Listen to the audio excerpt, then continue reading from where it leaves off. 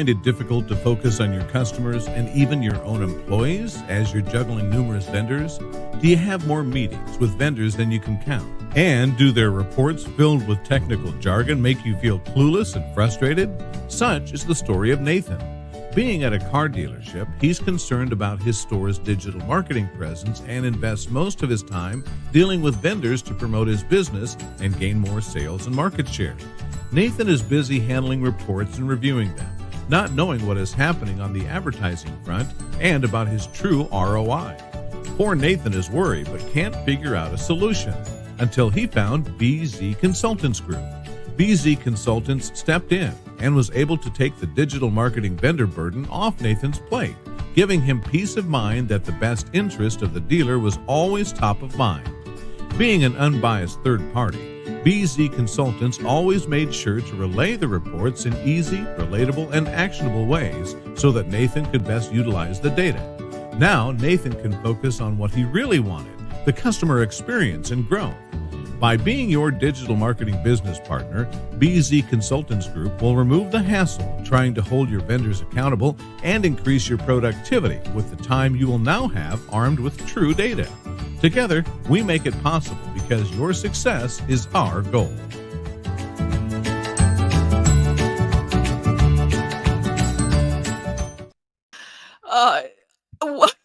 I can't even get the welcome into Facts Not Feelings Furniss Fast Lane out of the way because I'm laughing so much of the comments already rolling in here, Jordan. So we'll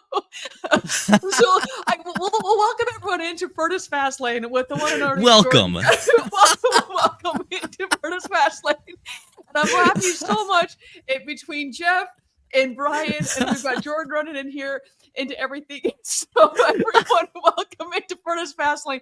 And I've just completely slaughtered the intro here. But that's the joys of going live here with the incredible audience that we have, everyone that's got going in here. You have the best audience. You realize that? Dude, they rock. I know. They're absolutely incredible. They're the best. True. And so I'm just going to run through, if you're just joining right now, the amazingness that we had in the intro here of Jeff always coming in first, and then we've got some a little bit here, and I'm actually going to get this one. I got sidetracked here by the comments that I got to go back to these and take the banner going off here. Yeah, we can get to some of these comments of Jeff saying that of course he is first, and then Jeff, of course, happy birthday every 365 That's right. days of the year. Yeah. It's coming up June 12th, you know. June 12th, 13th, 14th, it's almost there. 15th, and then celebrate every other day in between. And Jordan's wondering if Brian comes in and says he's the best, is third the worst? We're not really sure at that point. We're still wondering a little bit on that. All I'm going to say is strap in, because we know that Brian and Jordan always derail the show. So you're going to get a taste of your own medicine on this one, Jordan. You know that's right. You know it. I mean, this was expected, right? I even posted about that yesterday. I was like, all right, well, this is everybody's time to get me back from the entire year, right? Yeah. We got Russell coming and saying hello. What a great day to you all. Russell, hello to you. And if you have all not checked out Russell's episode, I happen to be on there. I can't even get the words out. What the fixed ops, and I had to really slow down there because of how this morning's been this far. Yeah, we had a great interview with him, and Charity did a great job there. Jeff is saying first is the worst, second is the best, third is BZ with Brooke Furniss. Yeah, that's right. Hey, I was third. That's right. Yeah, this is true. This is true. And Brooke and JC, let's go and grow and learn together. I'll add that JC is at Live Guitar Center.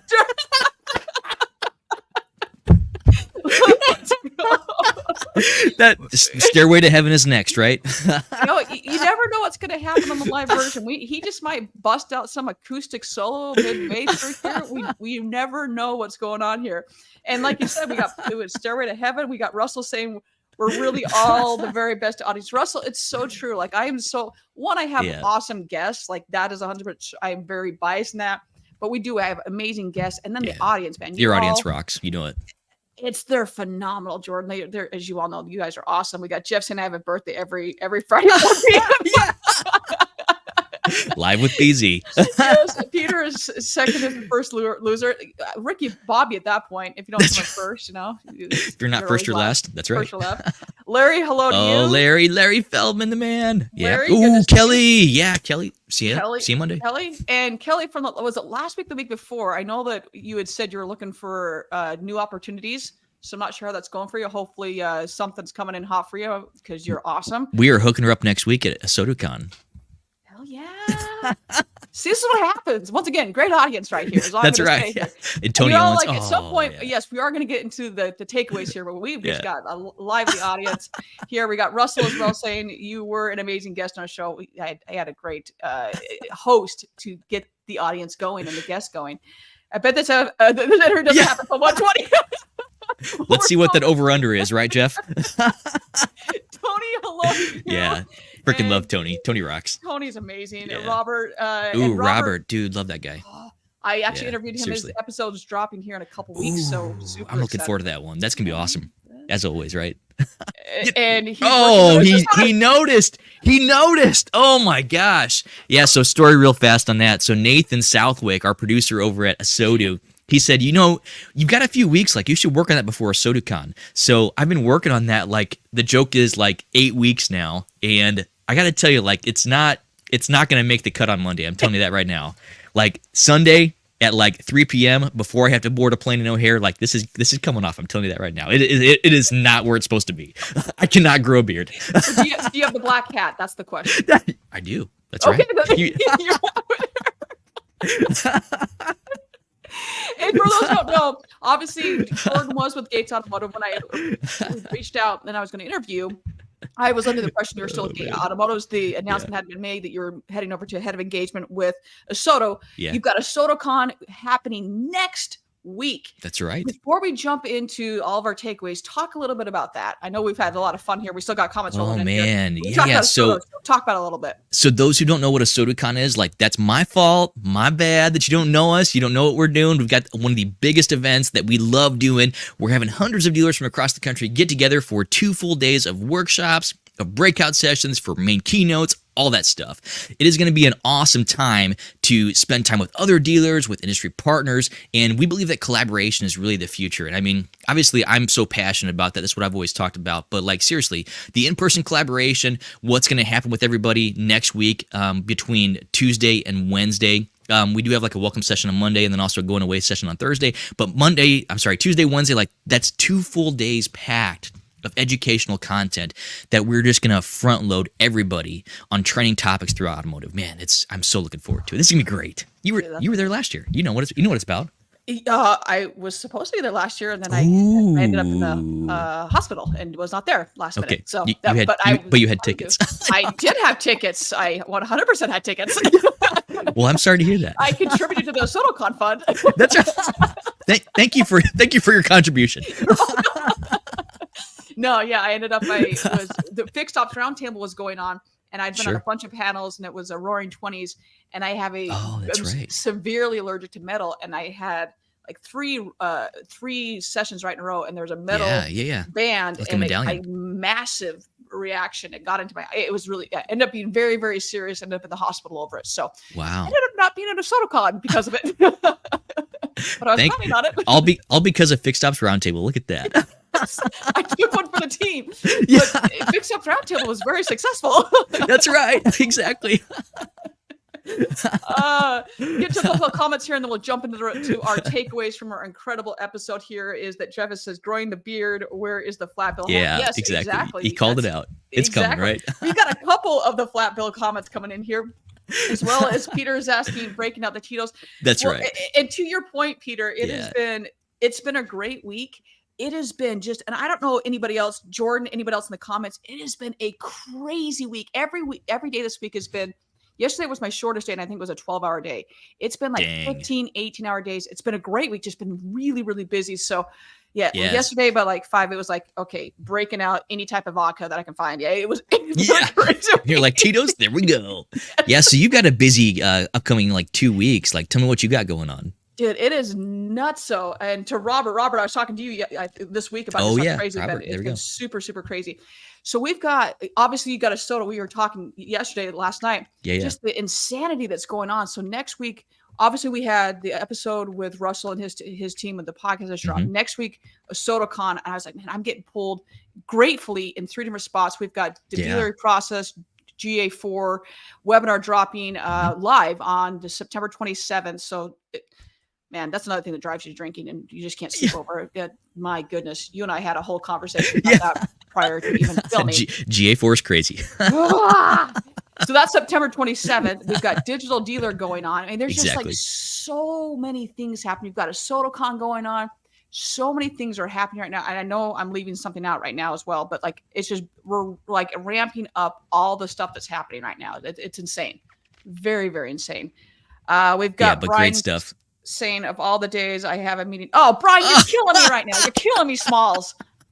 You get Brian later on. You're gonna have to get in the comments and razz him. That's all I'm gonna say. That's why he's been front loading the comments, right? Halloween. How about Jason? So how about like New Year's Eve? That's what I'm thinking. It might be that long before I get that beard on point. Just give us some time, man. Give us some time.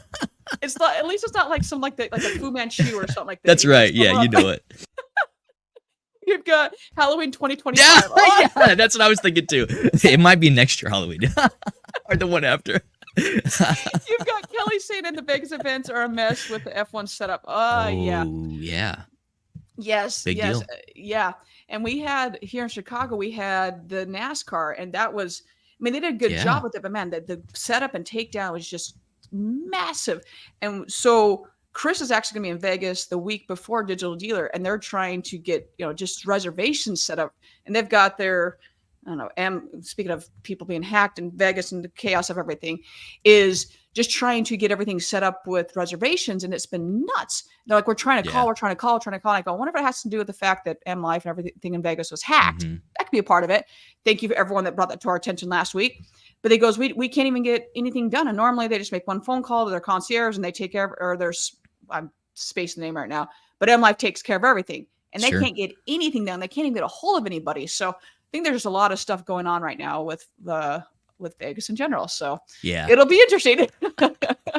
Now you'll be at NADA, won't you, in February? I have not. I need to be. I have not started working on that. We'll make that happen, Brooke. We'll make it happen. All right. You got to see the sphere that they have out there for the welcome night. Like, that's gonna be awesome. Yeah, it's gonna be sick. Yes, I have those. That whole thing is just crazy. When you, the amount of technology that goes in that is just crazy. We've got Jordan. I don't know how on earth you are texting and doing it at the same time, but I am impressed. Is all I'm going to say. I'm trying to pull a Colby Joyner. Like, he's the awesome multitasker at that. He can do a live stream. He can be like slacking somebody. He can be in like 3 different comment sections at one time. But dude, like, Colby is on point all the time. You know that. He's like, I got one of these going on. And we were talking about cloning people. If anyone's seen Multiplicity, like clone a copy of a copy. I do need to see that. Yeah. Absolutely love it. Well, I think Jeff had said earlier, he's like, hey, I think this is going to start. The interview's not going to start until 1:20. He was close. You're pretty damn close on this one right here. The thing is amazing. The spirit is what I mean. Well, Russell, you could have meant the show. You could have meant us. I'll take thing on this one. It's totally fine. Yeah, exactly. The thing, right? It's all good. All right, let's jump into this. So the show dropped yesterday. Killer episode. As always, I'm a little biased, but go check it out if you have. I'm biased about the host. Yeah, well, I'm biased about my guests, so it works, and my audience, obviously. Yeah, that's true. But there were so many things. I mean, we talked about probably like an hour before we ever started to hit record on this. That's right. And hold up, I see Jordan's, Jeff, and my mind automatically like, ooh, I see Jordan. Yeah. How many Jordans could Jordan have? If Jordan could Jordan. But come on, what are you doing to me, Jeff?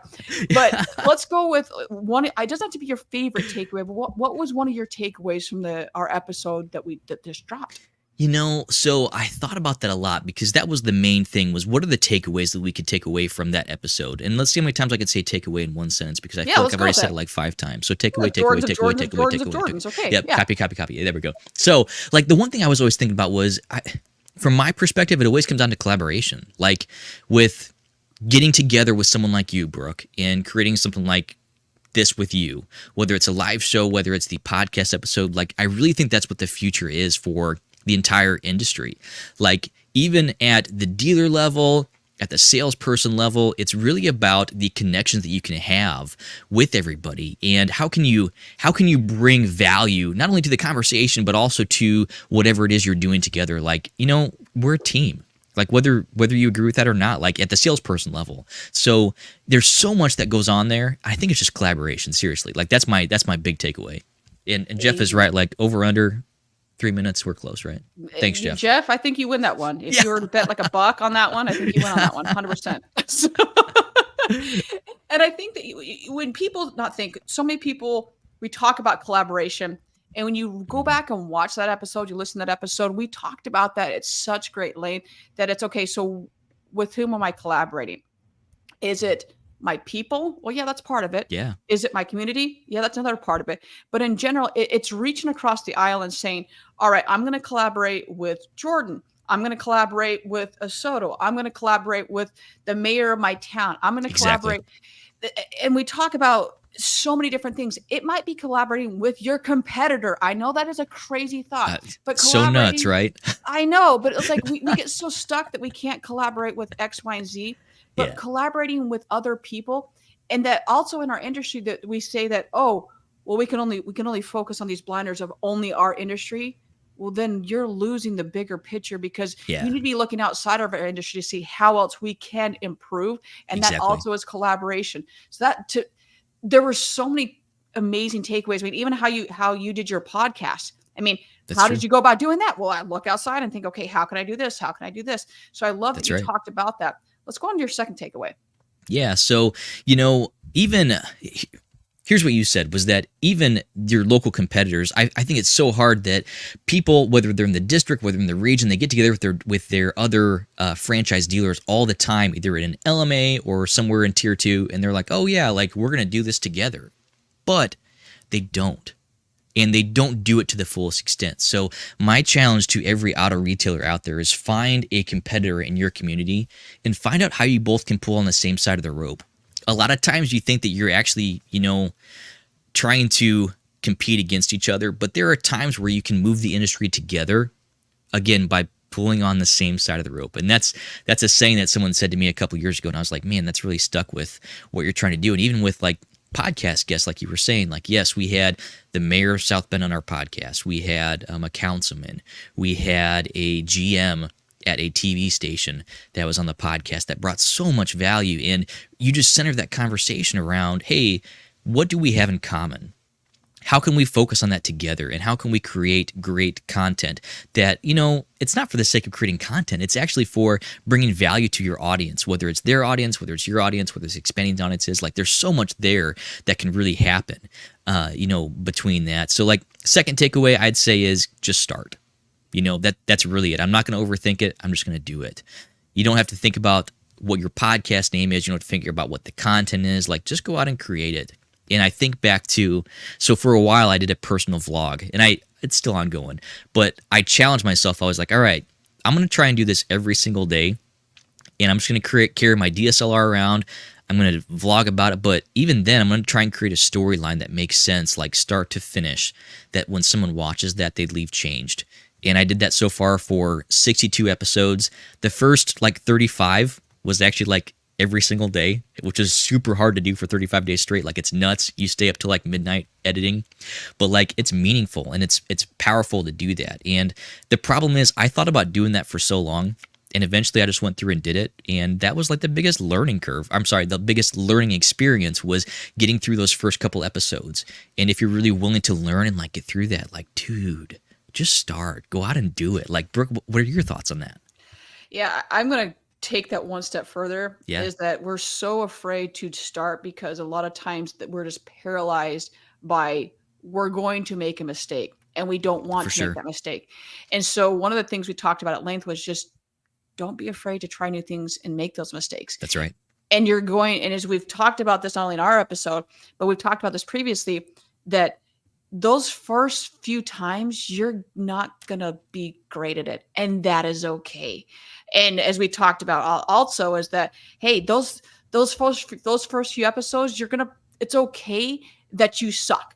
And Yeah. so there's a Friends episode that Monica's giving Chandler the massage, and she sucks, and he's like, "If there was a word for the person that sucks the most, you would get this." That's and right. That's okay, and that's okay. Like you're going For to the get Friends better. reference, right? Yeah, for the Friends reference, like yeah, but it's like that's okay. You're Yeah. going to get better. So it's like a toddler. Toddler didn't take off sprinting. Like Yeah, that's right. You're not going to get there. Yeah, you don't come out of the womb walking, right? No. You might have legs, but you don't know how to walk. Like you work through that, right? And it takes about a year to do it. Seriously. Yes, but the fear of like, oh, okay, so in order to not suck, I'm going to buy all of this technology and all this product and That's go right. into debt over it. No, that's not what you do. No, please That's don't the biggest do that. mistake you can make. No, and I've helped. Like so many people have reached out. They're like, okay, so what? I'm like, just get a phone. Like your phone, yes, Just start with your phone. like audio is important, yes, and lighting is important, but you can literally like I watch so many YouTube videos of just doing it on a bare bones budget to do that and then scale accordingly. That's But right. you don't need all this stuff. But honestly, just go back and then watch your game film. And it's okay that people are, I know, and ego wise, like, hey, I remember the first for a very long time to like from an ego standpoint be like, Yeah. why did they give me a thumbs down, or why are they bashing me? Yeah. Or these, Why did they leave that comment in there? That hurt my Yes. feelings. Yeah, and it takes a bit, but it's like, okay, but Brooke, what is the purpose? Like knowing your purpose of why you're generating the content. If you're doing it from a selfish reason, then you shouldn't be doing it. If you're doing it for That's a right. selfless reason and saying I'm doing this because I want to help somebody, Exactly. then it shouldn't matter if you're getting a thumbs up or you're getting 1 million likes versus 1 like or Exactly. 0 likes. It's because you're wanting to help somebody. And if that's It's the bringing case, just value. continue to do what you're doing and move forward. That's honestly why you should be doing it. Yeah. No, like you hit it like right on the head. Like you shouldn't be doing it from that selfish, egotistical perspective. You really need to be going through there and bringing value to your audience. Like that should be your really like your only goal. So either yesterday or the day before, you probably know Lori Halter. And she had said something on Facebook. I'm sorry, not on Facebook. It was actually on LinkedIn. It was on LinkedIn about how when she first started her careering podcast, about how she thought that those first couple episodes sucked. Like in her mind, that's still what she thinks. I kid you not. I spent a couple hours last night going back through and listening to her first couple episodes. And I was like, what is she thinking? Like, these are great. Like maybe she missed the mark on what she thought, but as an audience member, like that brought value to my life and to my experience, especially with what they were talking about. So Yes. shout out to Lori. Yes. And pretty much anything. And Lori is her whole life, if you don't know Lori, is all centered around gratitude and how may I help and connect people. That's right. And so when you have that mindset that my whole thing is to help and serve other people, how are you going to fail? Like you're not Yeah. going to. Even in your mind, when you hold yourself to a standard that I have to reach this, in your mind you've Exactly. fallen short. But think about the ripple effect of how many people you've just affected for the Yeah. positive and for the good. And so we get so caught up in, I think it was Nathan that just posted something. I think it was this morning and maybe it was yesterday on LinkedIn about let's stop looking at trying to put this ROI on certain social media. And it's like, that's not what it's about. But we're Yeah. trying so hard to, oh, well, I see this person succeeding. They're getting 1,000 million views. And it's like, but you're looking at from a monetary standpoint, and that's not how it should be measured. And you go Yeah. in that mindset, and we really need to get out of that mindset. If that's why you're wanting to start a podcast or a YouTube channel, unfortunately, you're going to fail. Like at some point, you may get to that point, but that shouldn't be your main goal. It should be why do you go to YouTube? I go to be entertained. I go to learn something. I want Exactly. to just disappear from the world and Yeah. doom scroll, like, something like that. Exactly. Think why you go there. And then, I want to see the latest Jordans, whatever it may Yeah, be. exactly. Yeah, go search what the next Jordans are released, right? Yeah. But like you're right, like most people that go anywhere on social, whether it's YouTube, whether it's Facebook, Instagram, all that stuff that we think is so, center built for being egotistical, like the reason people go there is for education and entertainment. And if you can create content that is one of those two things or both, that's really all you need to do. And you need to bring value to that end user. Like that's your goal at the end of the day. 100%. We've got Felicia saying when I was young. Felicia's my girl. Man, freaking love her. Yeah, we've got when I was young, my ambition was to be one of the people who made a difference in this world. My hope still is to leave the world a little bit better for my having been here. Jim Henson, Jim one Henson. of my Yeah. good old Jim Henson. That's a good One of my favorite quotes of this conversation just reminds me of that goal. Great topic. Felicia, thank you so much. Thank you, thank you, thank you. We've got Kelly coming in with the growing SM burnout. I'm thinking means I'm gonna go with sales manager. I'm thinking burnout of the few generations and the pay to play game. How hard are you finding it to get your message out there? Especially when you're being kind and not trying to stir the pot for interaction lift. Yeah. So like, how do you overcome on social media, like either the pay to play game or getting your message out there? So like, with that's actually a really great question. And a lot of times if you're trying to judge how good your content is based off of the reach that you get, unless you're Jeff Ravilla, who gets like 1 million views on his TikTok for doing car unboxing, like there we go. See? There we go. unless you're Jeff Ravilla, like there's no real way to judge that. It's like it's what's meaningful to you. And like in all seriousness, the best stuff that I've put out on social media wasn't great because I was trying to reach more people or get more likes or get engagement, stuff like that. But it was something that like genuinely came from like the bottom of my heart. It was like the most authentic version of myself. So one of the guys that I look up to that's a big mentor of mine is Zach McVicker over at Onboardian. Love that guy. Mm-hmm. And one thing he has always pushed me to do is like, hey, just be like the most authentic version of yourself, no matter where you work, no matter what you do, no matter who you talk to. And when you become that, like there's like this gold aura that like shines around you because you just become your true authentic self that much more, and you're that much more self-actualized. So that's one thing I would recommend. And to your point, two things on that one. There's a reason as well that you see when things are shot on this, it does a lot better than on when it's all, that's right. Hey, let's make it on. That's really cool. Blah, blah, blah. Everything's perfect and cinematic and it's sharp and you got bokeh off the back and your lighting's good and you're shooting on the dumb side of the face so that's lit well. You're like, hold up, is it like this? Is it like this? Camera 1, camera 2, camera 1, camera 2, camera 1. Exactly. We joke about that, but you see, I mean, everything that you start researching, you see that wait, when it's shot on my phone, why is it performing better? Because it's more authentic. TikTok, hello, the TikTok videos are all shot. A majority of the ones that are performing going to be better on this right there. So we say all that, and on this pay to play, yes, the pay to play game is out there. I just caution that when you start going down that direction, I have had so many friends that they'll come to me and say, all right, well, I want to get monetized. I go, that's awesome that you want to do that. If that is your main goal, I'm not going to say you're not going to get there, but you're going to constantly be disappointed. That's right. Because that it needs to be coming from your heart, and your audience is going to know automatically that that's not you. They're going to know that. And then when you're constantly saying, hey, like and subscribe, not that that's bad, but what is the point of your message? I want to make sure I got everything, especially with being kind.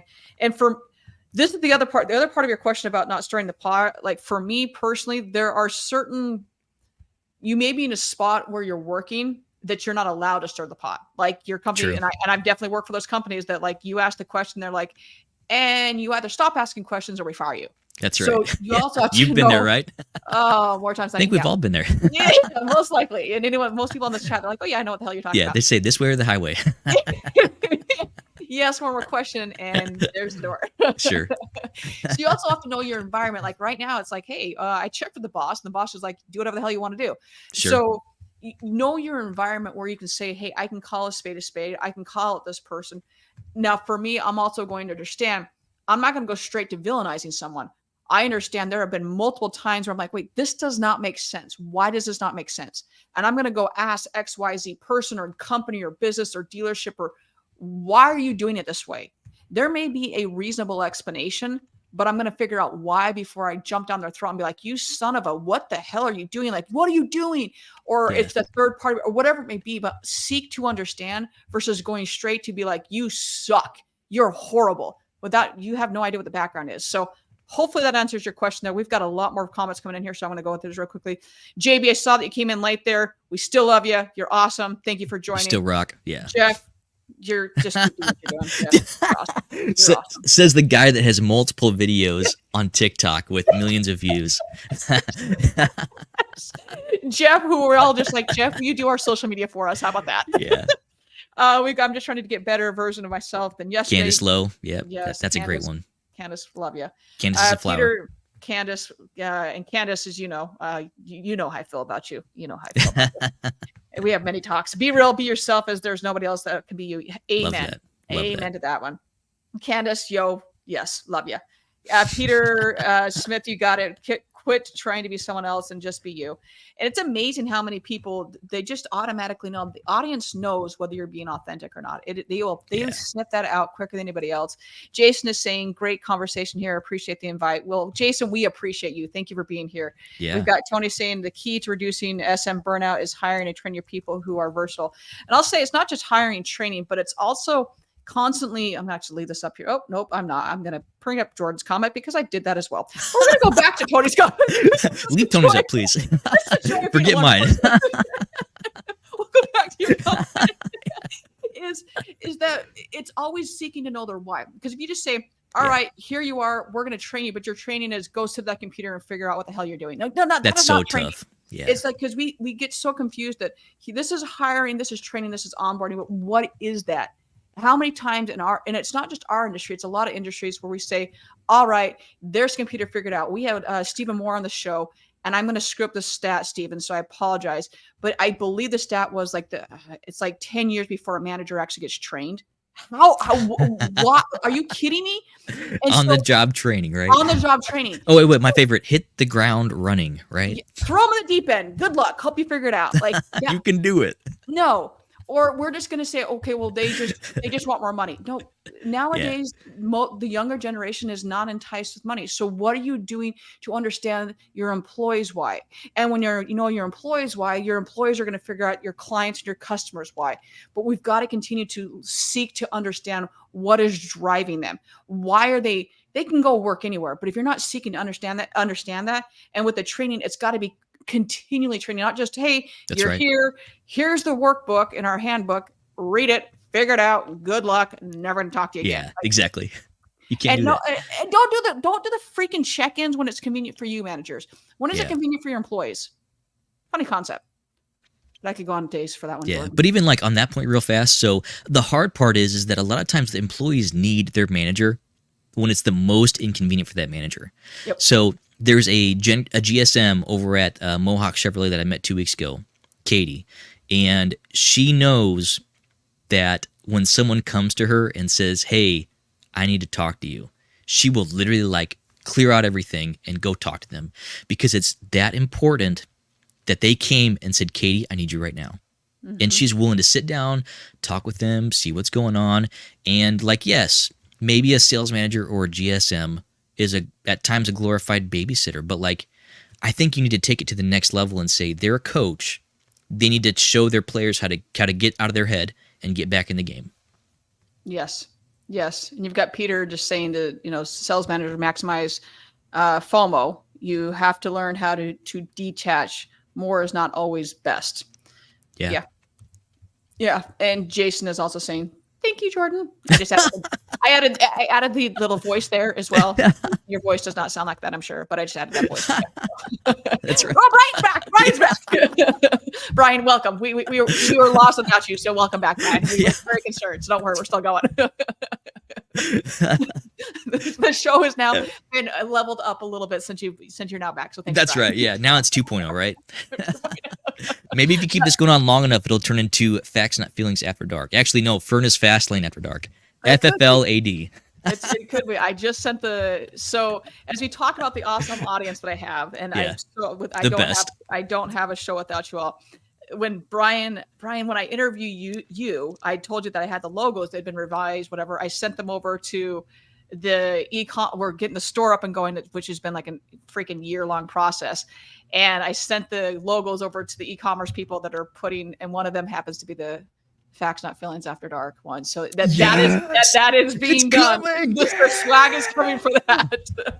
Swag on the way. Swag. Very. Oh, Wes. Hey, Wes. As a longtime and former Ooh, my buddy GM, Wes. younger employees value a work environment that is collaborative, supportive, and fun. They're looking for dealerships where they feel valued and respected and where they can be themselves. My door was and is always open to mentor. Oh my gosh. And Yeah. Wes, to that point, too often is that Google came out, right? Well, Google's been around for a while, but it was like, oh, we got to have nap pods. We got to have ping pong tables. And it's Yeah. like, that is not a culture. No, that is not a culture.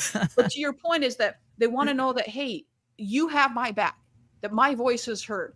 And when I know that you have my back and you've got the collaborative, the supportive, and yeah, it needs to be fun. I don't want to be going to a jail cell and have it be work. Exactly. Not 16 by 16 jail cell, that you do have that. And then I'm going to run through a wall for you. So I love Wes. Thank you so much for that. I super, super appreciate that. Peter is saying that was a social media maximize FOMO. More is not always best. Learn how to detach. Thank you. I see. Yeah. SM social media. There we go. Yeah, there we go. I was like, FOMO? Yeah. Yeah, I'm confused here. Jason Priestley as the logo. That's funny. Yeah. So like even on Wes's point, so he was a GM at Chevrolet back in like the early part of the 2010s. I think it was like 12 to 15 around that time period. And GM did a ton of time like rediscovering themselves. So I can only imagine the kind of transitions that they went through to really discover what kind of culture they wanted to create, not only at GM, but also for their franchise dealers. And I think that a lot of franchise dealers still miss out on that opportunity because your culture is what exists when your manager is no longer involved in the situation. When your manager leaves the room, how do your people talk? How do they act? How do they work with customers? How do they talk to each other? All that still exists. And it's really up to either GMs, GSMs to really lead the charge on what they do and how they create that environment together and that culture. Yes. What happens behind closed doors when they're not there? And Peter, thank you for. There's so much that Canada gives us. Canadians gives us. That Jason Priestley apparently is Canadian. It gave us Michael Cirillo and Jason Priestley. Look at that. I love the Foo Fighters commercial where it's all the Canadians, all the things that Canada gave us. So Oh yeah. All right, what else we missed here, Jordan? What else we missed? Have we missed anything? Oh man, let's see. We talked about collaboration. We talked about just starting. We talked about not investing a ton in equipment. We just talked about using what you already have. Like go out there and do it. And whether it's if you're trying to create something at your level, like I don't care who you are. If you're really just doing it for fun, you're doing it personally so you can start to share your story, like just find ways to connect with people. And let's find ways to continue to grow that. So, silly example. I just went to the Apple store today. This is the first time I've ever got an iPhone on the very first day it came out. And I kid you not, like being there with the staff of Apple, like, dude, they were like in such good mood. So I kid you not, I just created some very short content that I'll post later on Instagram that I was like, dude, this is just fun. And this is what makes life better for me, for them, and for other people. Like it's them talking about what they like. It's them engaging with people. It's them loving what they do. And like they smile while they do it. Like that's what it's all about, you know? There's nothing like the Apple experience like that. And as Sure. you all know, I do have a Mac, but I am an Android. I love my Android. There is nothing like the Apple experience. Like I go in there to get something fixed and you come out, you're like, you're right. I do need to spend $4,000 on a new computer. I don't need one, but yeah, I need a spell. There's just nothing like the Apple experience. They are phenomenal. Right. They're so good. So yeah, 100% agree with that. Anything else? Anything else we need to add to SodaCon? Anything along those lines? You know, I got a couple questions for you, Brooke. So we're going to like turn the table real fast. Oh, no. So when you first started Facts Not Feelings, what was your main goal? My main goal, honestly, the whole reason I turned on the camera, and anyone that knew me prior to this whole thing, I was never on social media. Like I literally like Really? That surprises me. Yeah, not on social media. No kidding. I would post articles on LinkedIn, but that's about it. Like I was just never on social media. Like my personal, just not on social media. So then I go, well, you kind of need a brand to have company, probably a good idea. So probably need to get on social media. You're like, hey, invest in branding. Okay. Yeah, I hear that's a good thing to do. But so the whole reason that I started my green bubble crew. Yeah, exactly. I was thinking the same thing. Make it really difficult for you all to try to send me photos is what I try to do. You got to email that shit to me. You want high quality photos? Yeah, deal with it. Try Facebook Messenger, right? Yes. But the whole reason that not to get serious here, but the whole reason that I turn on the camera, I go, if this can help one person, then I've done my job. Yeah, and that is the only reason. I did not know what I was doing. I just said, hey, if this can, and at the time I didn't have the camera that I have now. I just had my computer, and that was it. And that was the only reason. And when I started the podcast, it was not audio. In fact, it was Candace Lowe that said, she came on the show and she goes, so is this audio or video, or is it both? And I go, oh, shit. I never listened to a podcast in my life. So you're probably like, what's a podcast? No. Like I knew what a podcast, but so my entire Google history was, what is a podcast? How to set up a podcast. I had a little lapel mic, and that was it. So my entire search history was how to do any of this. So I was only uploading video and still didn't know what I was doing. I had a Fiverr. Anyways, so that was my entire Google history. So I figured, okay, I need to get a mic. I need to get some lighting. I need to do this and this and this. That's right. But all self-taught and everything. And it was never to, hey, let's make money. That was never the intention. It was just, honestly, if I can help one person and move the auto industry forward, make it, when I leave this earth, leave the industry better, leave this world better, then I've done my job. So I love that. Yeah, that's it. That is 100%. And to this day, and I also, because I was never on social, I was just hardly on social media. I go, if I can't be authentic, I will never turn on the camera. I will not post. So I think you and I talked about this, but like December through January, there was some stuff going on personally that I just go, I can't turn on the camera and fake a smile. Like, I just can't do it. Yeah. So I wasn't on social media if you go back and look from December to like January-ish, there's nothing on. Like, it's either reruns or something. Wow, I didn't realize that. I just go, I can't do it. Yeah. So, and I still won't do it. Like, but you knew your limit. Like, at that point, you knew that you couldn't go do it authentically so that you brought value to your audience. Mm-hmm. Yeah. That's the right way to do it. You take a break. So that does remind me. So, like, one of the things that we do at ASOTU is we've got a ton of podcast series, obviously. One of them is In the Dirt. And the way that we shoot that, besides having, like, an iPhone, because that's what we shoot it on, a phone, we try to prove in the store, this is like one of the smaller goals, but we prove this continually, that you can create a series and go 105 episodes in and spend less than $200 on equipment. Like, yes, we have a nice handheld microphone. Yes, we have a tripod for the camera, but like, it involves your phone. Like, that's it. Yeah. And like, especially inspiring that side of it, like going low budget. Like, that's what I hope people take away from that is, okay, they can produce great content by doing this and just storytelling, and they can do without having to invest thousands of dollars in equipment. So that's why we intentionally do not shoot that series on DSLRs. So I will tell you right now, two things. The camera that I'm shooting with right now, is not. It's a Sony ZV something. It's not a DSLR. Sure. It's just it's a point and shoot.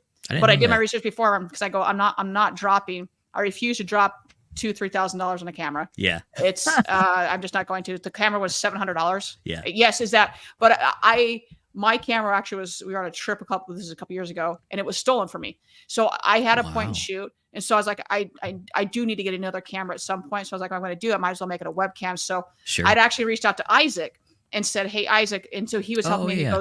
He goes, if you're going to do this. And so I did a ton of research beforehand to say, okay, if I'm going to make this investment, but people don't understand is that you can't just get a camera. You've got to, now it's a little bit different, but I'm like, you got to get the cam link. You got to do all this other stuff. Exactly. So there's other cam things, card, all that. Yeah. But if you go back and watch the New Year's episode, the New Year's Eve, the New Year's episode I did, and I had Nathaniel on it. I had Bill Schomburg and Dusty Sutherland on it. Yeah, one of my favorite episodes. Yeah. Seriously. Nathaniel, he's shooting on his phone. Yeah. He's not shooting off a DSLR. I'm interviewing him, he 100% is shooting off his phone. So when people think that, I can't, no, you just hook your phone up. You don't need you don't need some fancy camera. Those are perks for when you're able to make that step up into the next level. Yeah. Jeff is saying, I shoot my trivia show from a cable television on a Logitech. I didn't know that. Yeah, I didn't either. I'm waiting to see if he's being funny right now. No, I bet he's being serious. Like, I think he's being serious. I think he is too. Like, when you go back and look at that, it's I'm pretty sure. Like, I think he just does a green screen on it, and it looks great. He probably does a green screen and like good lighting to make it look good. That's crazy. I didn't know that. Interesting. Yeah, and it really is. Like, there's so much. And with StreamYard personally, like, I don't ever. Every platform's different. Like, if you're using Zoom, green screen works a little bit better. StreamYard green screens are just they don't work well. Yeah, or like, virtual backgrounds. Yeah, not good at all. And so, like, for me, I choose not to use George. So it's not about the gear. No. So what you're saying?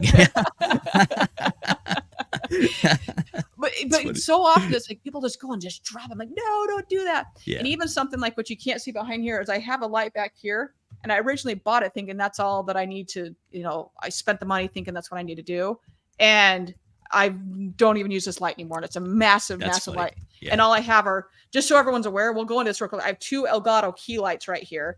They were, I think, $100 a piece. So I've got $200 right here. Yeah. The mic, and I've changed mic. I originally had one mic, and I've switched over to a Shure MV7. Yeah. And so I think you were on like a Yeti Blue, weren't you? I was, and I had some issues where it kept getting echoey, so I switched out of that. Yeah. The Sony behind here, and then the CamLink card over here.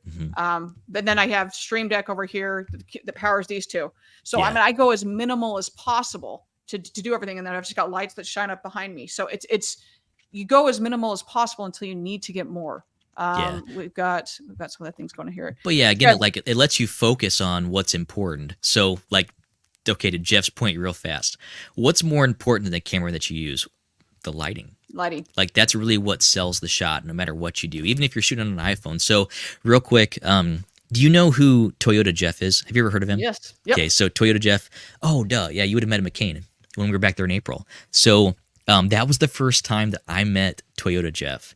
And the fact that he was able to break down so easy for everybody in the room, like, hey, you can create this type of content without having to invest thousands of dollars in gear.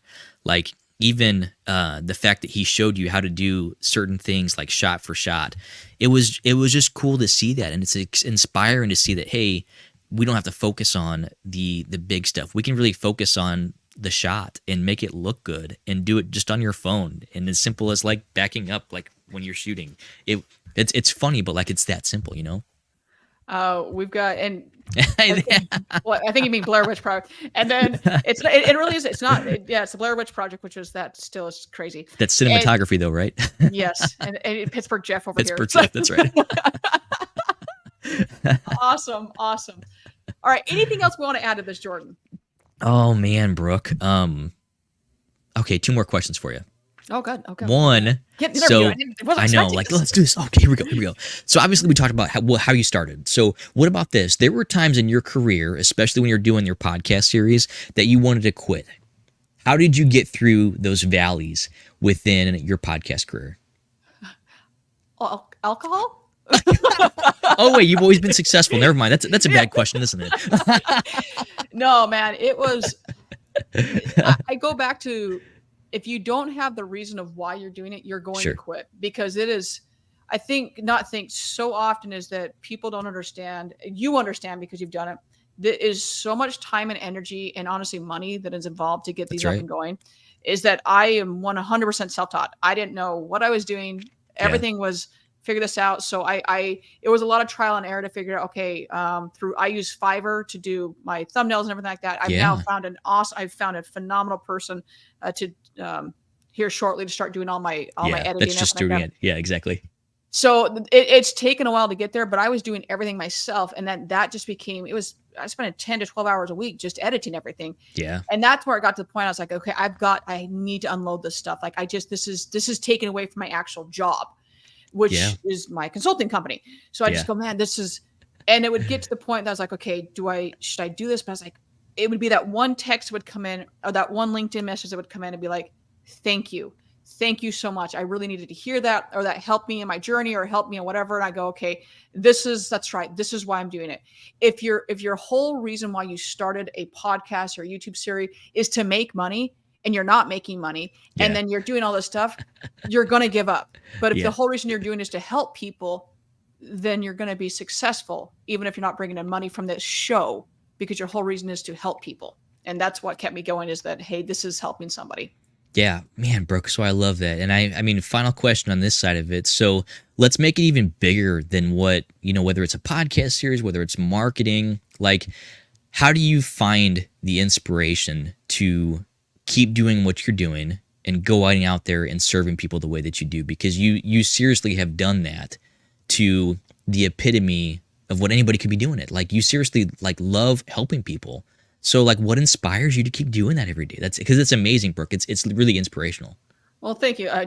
Brian is saying apparently it's because I want to buy more Jordans. That could be part of it, but that's right. That's the only reason. No, I think the whole reason why I do it, honestly, is that inside the logo it says "Facts Not Feelings" to move the auto industry forward, and I love this industry so much, and it is about serving. It's about moving the auto industry forward, and for me, I look at this industry and I look at the life in general and say, okay, have I done good in the world today? Have I served someone? Have I done something to make this world better? Have I done something to make this industry better? And that is what I continually try to do. And so as I've seen this, as I go back and look at the first episode to what it is now and think, okay, have I gotten better?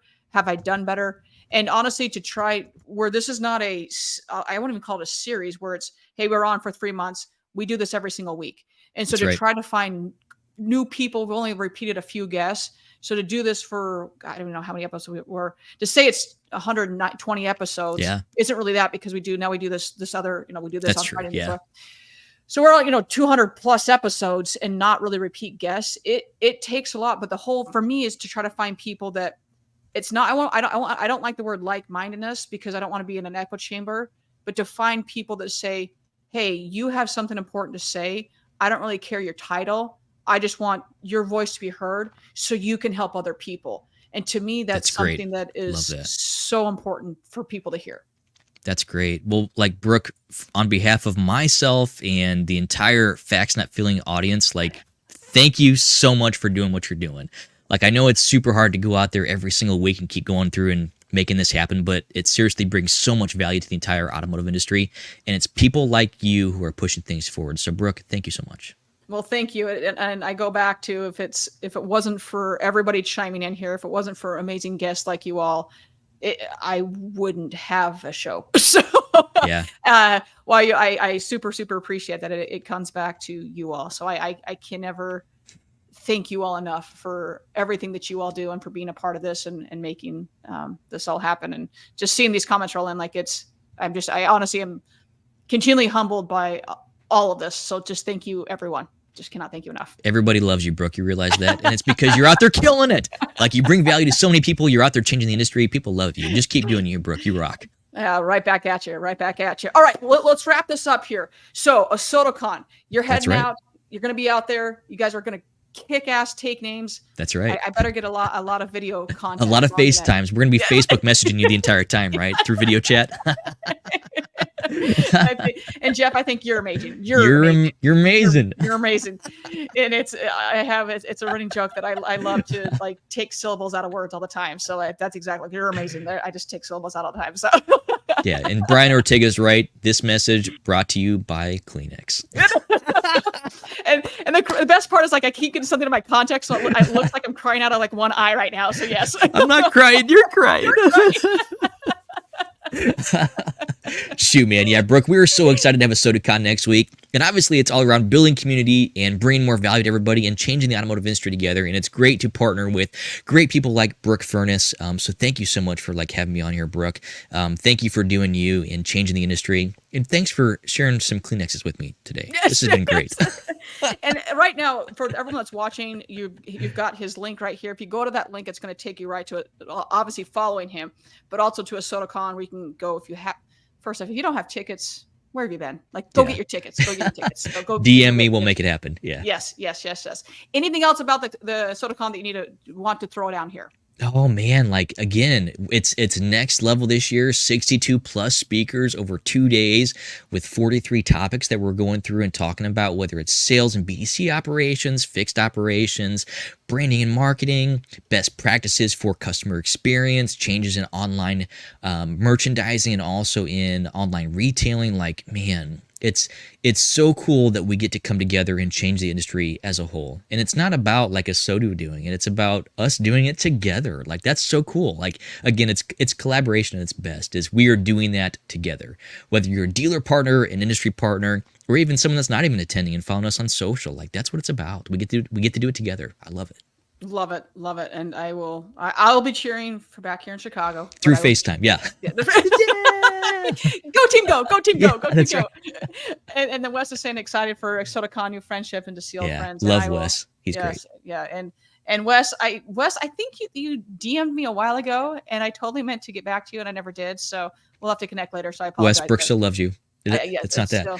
Still, I do. There's quite a few people in my in LinkedIn messages that I actually need to respond back to, so I apologize. Yeah, it's because you're so popular, Brooke. That's why, right? No, I need going back to the cloning portion of myself. That's right.